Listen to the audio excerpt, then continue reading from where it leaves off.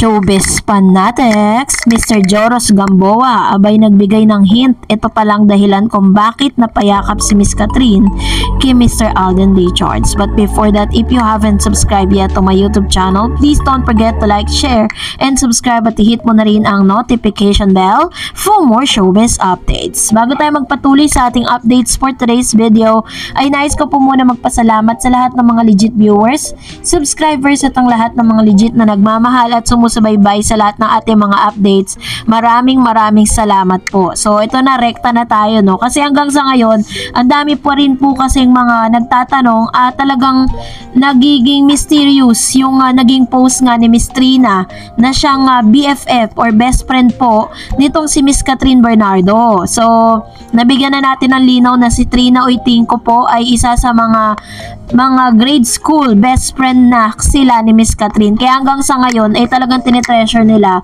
yung kanilang friendship. At dahil dito nagkagulo ang cut din dahil isang napakagandang post ang pinost si Trina sa kanyang IG story. So dahil dito syempre lumalabas na naman yung yung ating pong investigatory thing, no? So dahil dito naganap tayo ng mga means kung paano natin may papaliwanag ng gusto sa inyo ang mga bagay-bagay. At hindi lang yun, kasi sinuportahan pa ni Mami Min, nagpost din po siya ng picture ni Miss Catherine Bernardo na nandito po sa place na ito. And this time, eto na, kasi sa isang IG story po kasi ni Mr.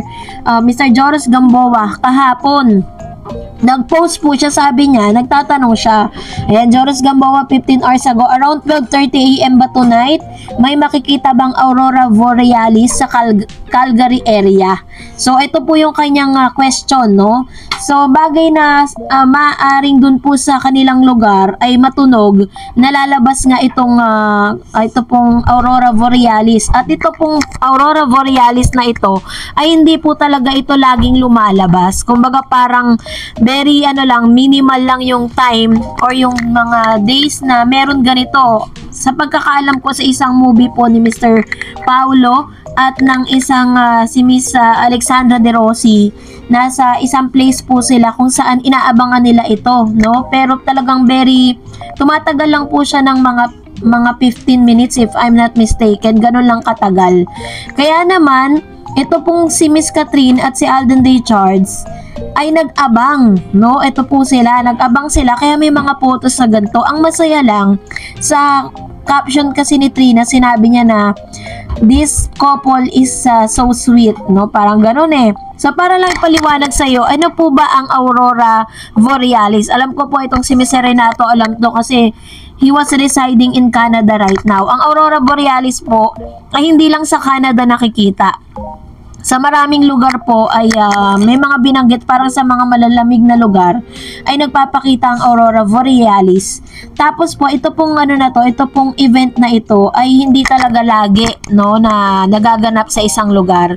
Very lang, kumbaga parang kisap mata lang na nagpapakita po ito. And isa sa mga, syempre kapag ikaw doon ka dun sa lugar na yun, talagang matutuwa ka. Sabi niya, how long does Aurora Borealis last? Between 15 to 30 minutes. So it occurs few glorious minutes a time and encompasses latitude between 60 to 75 degree and takes Iceland, northern parts of Sweden at kasama dito yung Canada. So dahil po dito, maaaring sobrang overwhelmed at kasama ni Miss Catherine Bernardo si Alden Richards while waiting for the Aurora Borealis. Biruin po ninyo ha, sa mahabang panahon, ngayon pa, diba, siguro maraming beses na rin po siya nagtangka na makita tong Aurora Borealis na to. At ngayon, finally, nakita niya po at ang kasama niya ay walang iba kundi si Mr. Alden Richards. Maaring kaya yun ang dahilan kaya napayakap siya. At nung chinek po natin, what does the Aurora Borealis means? It means healing, it means connections, and sa spiritual thing naman, ang meaning po nito is parang you are connecting with someone na nasa kabilang mundo na, ganun. Pero yun yung pinaka greatest meaning. It's about connection, it's about healing. Kaya siguro napayakap din si Miss Catherine Bernardo kay Alden. So masaya lang kasi ang kasama niya si Alden. Kasi meron siyang meron siyang spiritual impact sa isang tao pag nakita mo siya. Kaya rin si Mami Min napapost, diba? So, dahil siguro masaya din siya for her daughter na nasaksihan niya ito. And for that, ay narito naman ang ilan sa mga komento at mga reaction po ninyo patungkol sa ating latest updates. Sabi po ni Miss Renato Sayan, I'm the one accidentally discovered this photo out of the curiosity.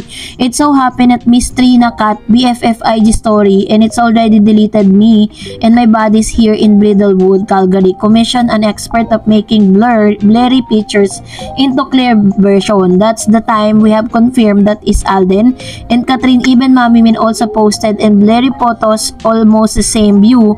So anong ibig sabihin nito? Kaya no mag-analyze. Kaya kayo na mag-analyze. Ayan.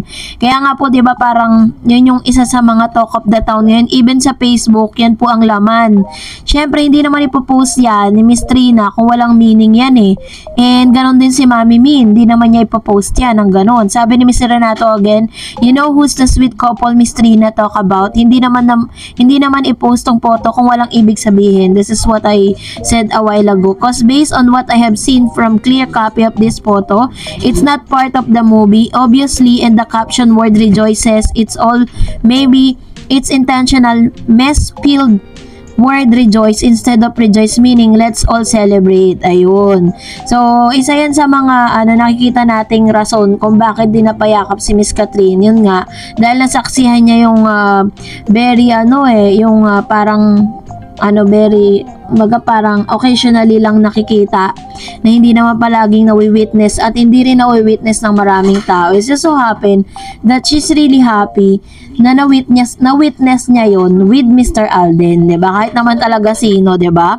And sabi pa ni Mr. Renato, to tell you honestly, based on what I have seen this photo in clear version, this photo is not part of the movie scene. It was taken during their pre-time of shooting and in their bonding sweet moments with the caption rejoice with intentional misspelled word rejoice, meaning let's celebrate. Ayun. Totoo yan kasi 12:30 AM po 12:30 AM maaaring sinasabi sa news sa Calgary na magpapakita nga ito. Kaya inantay talaga nila yun.